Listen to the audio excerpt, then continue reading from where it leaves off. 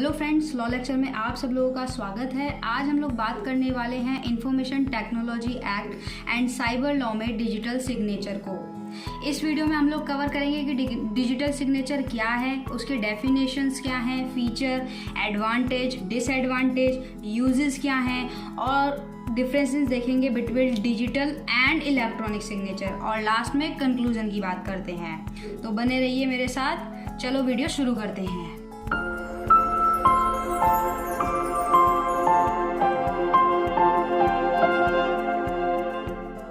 Meaning की अगर बात करें तो डिजिटल सिग्नेचर एक मैथमेटिकली स्कीम है जो कि यूज़ होती है, ऑथेंटिकेट करती है कि जो सेंडर ने कोई इलेक्ट्रॉनिक डॉक्यूमेंट भेजा है उस पे ऑथेंटिकेशन करती है। डिजिटल सिग्नेचर से पहले एक चीज़ हम क्लियर करते हैं, भाई सिग्नेचर क्या है। सबसे पहले सिग्नेचर जानते हैं। सिग्नेचर ये होता है जैसे कि हमने कोई डॉक्यूमेंट पे साइन कर दिए तो ये माना जाता है कि उस डॉक्यूमेंट की जो भी इंफॉर्मेशन है, उसमें जो भी लिखा है, मैं उस बात से सहमत हूँ या मैं उस बात से मतलब मुझे ये चीज़ें पता हैं और देन मेरे वहाँ पे साइन होते हैं। ये सिग्नेचर होता है। इसी को अगर डिजिटल फॉर्म में बात करें तो डिजिटल फॉर्म में जब इलेक्ट्रॉनिक डॉक्यूमेंट्स पे किसी तरीके से सेंडर का एक ऑथेंटिकेशन हो जाता है उस व्यक्ति का जिसने वो उसके डिजिटल साइन है, तो वहाँ पे क्या है, डिजिटल सिग्नेचर वो कहलाता है। डिजिटल सिग्नेचर जो है यूज़ होता है कॉमनली जैसे सॉफ्टवेयर डिस्ट्रीब्यूट करना, फाइनेंशियल कोई ट्रांजैक्शन वगैरह है, और अदर केस इम्पॉर्टेंट रहता है डिटेक्ट करने में कोई फ्रॉडजरी, कोई धोखाधड़ी किसी तरीके से ना हो, तो उसको डिटेक्ट करने के लिए भी ये डिजिटल सिग्नेचर यूज़ किया जाता है। According to information technology act वही बात है घुमा फिरा के कि ऑथेंटिकेशन माना जाता है कोई इलेक्ट्रॉनिक रिकॉर्ड है, कोई इलेक्ट्रॉनिक डॉक्यूमेंट है।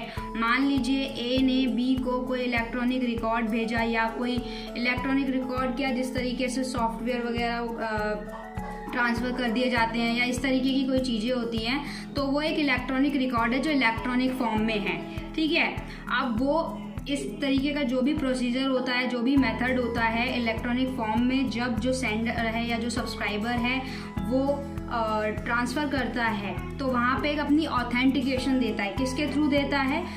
थ्रू टू डिजिटल सिग्नेचर, कि हाँ भाई ये डिजिटल सिग्नेचर है। अच्छा, इसमें एक चीज़ बहुत इंपॉर्टेंट है, डिजिटल सिग्नेचर और इलेक्ट्रॉनिक सिग्नेचर कई बार लोग एक समझते हैं लेकिन ये एक नहीं है, थोड़े से अलग हैं। अब आगे बात करते हैं फीचर की कि फीचर क्या है डिजिटल सिग्नेचर के। तो ऑथेंटिकेशन, इंटीग्रिटी और नॉन रेपुटेशन।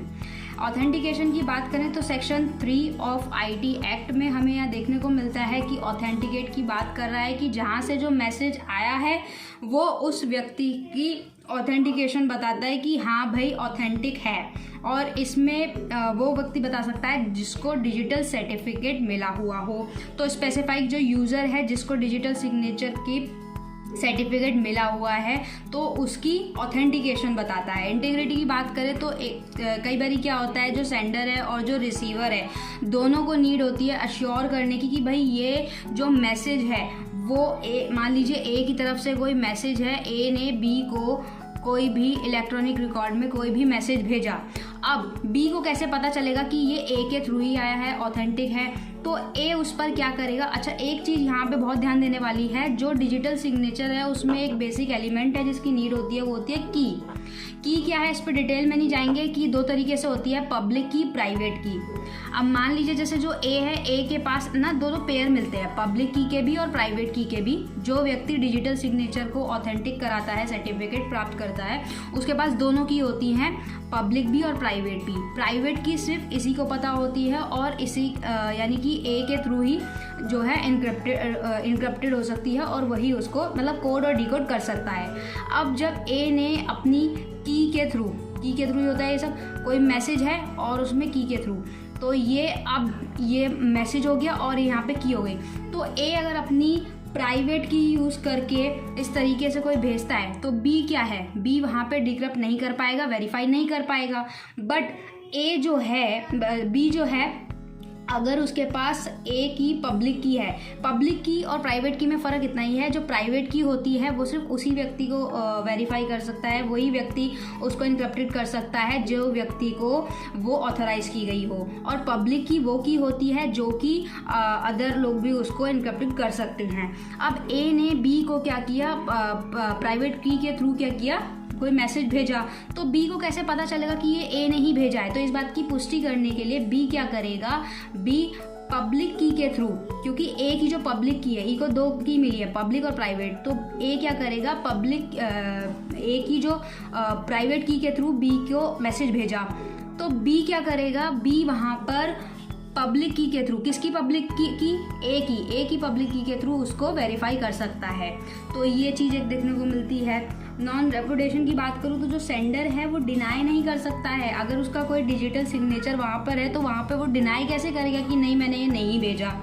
एडवांटेज पे आ जाते हैं। एडवांटेज इसका यह है कि आइडेंटिफिकेशन हो जाती है कि वो जो साइन है उसी व्यक्ति के हैं जिसने वो डिजिटल फॉर्म में साइन किए हैं। अच्छा, एक नॉर्मल साइन होता है जैसे पेन और पेपर पे करना, लेकिन यही अगर ऑथराइज कर दिया जाए ऑथराइज अथॉरिटी के थ्रू तो ये डिजिटल सिग्नेचर भी हो जाता है।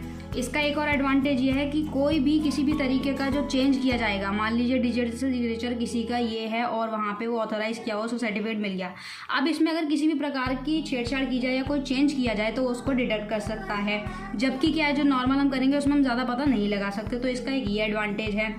क्यों? क्योंकि जो ऑथर है वो एक तो डिनाई नहीं कर पाएगा, किसकी वजह से, नॉन रेपुटेशन की वजह से। उसके बाद इसकी पॉसिबिलिटी भी एलिमेंट हो जाती है, कम हो जाती है, जैसे फ्रॉड वगैरह की किसी तरीके से फ्रॉड मतलब लाइक जैसे कोई जालसाजी वगैरह या किसी तरीके से कोई धोखाधड़ी हो रही है वो भी कम हो जाती है। डिसएडवांटेज की बात करें तो हाँ भाई, जिस चीज़ के फ़ायदे हैं उस चीज़ के नुकसान भी हैं। डिसएडवांटेज क्या है, एक्सपायरी, इसकी भी एक एक्सपायरी डेट होती है। दूसरा इसका certificate, and third one is software. आगे डिटेल में हम पढ़ते हैं इसको।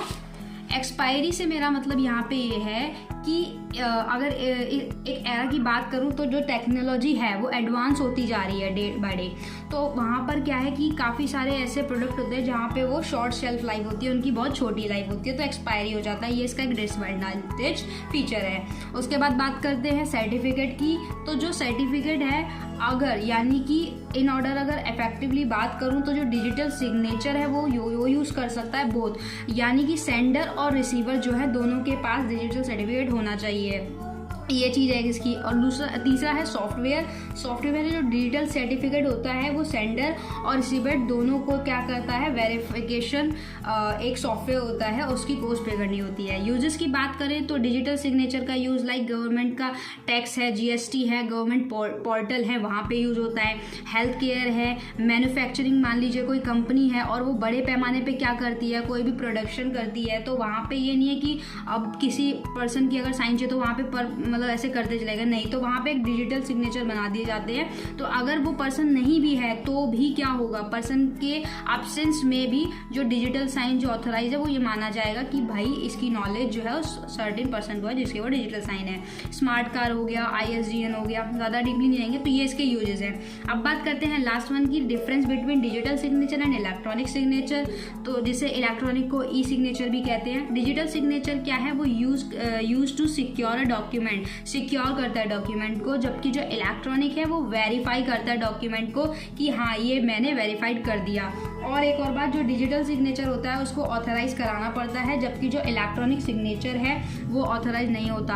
अब सपोज एक एग्जांपल के तरीके से ले लेते हैं कि जो डिजिटल सिग्नेचर है वो ऑथराइज कराना पड़ता है और रेगुलेट कराना पड़ता है सर्टिफिकेशन अथॉरिटी पे, पर इलेक्ट्रॉनिक में ऐसा कुछ भी नहीं होता।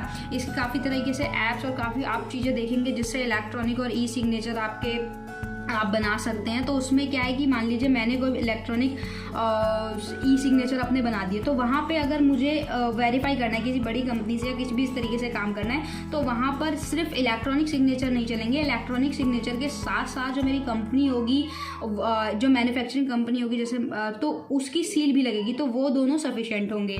इलेक्ट्रॉनिक सिग्नेचर की बात करें, डिजिटल सिग्नेचर क्या है, मोर सिक्योरिटी फीचर है, जबकि जो इलेक्ट्रॉनिक सिग्नेचर है वो लेस सिक्योरिटी फीचर है। आज की वीडियो में इतना ही। वीडियो अच्छी लगे तो लाइक करना, चैनल पे नए हो तो सब्सक्राइब करके बेल आइकन ज़रूर प्रेस कर देना, ताकि अपडेट होते ही वीडियो सबसे पहले आप लोगों तक पहुंच सके। Thank you so much.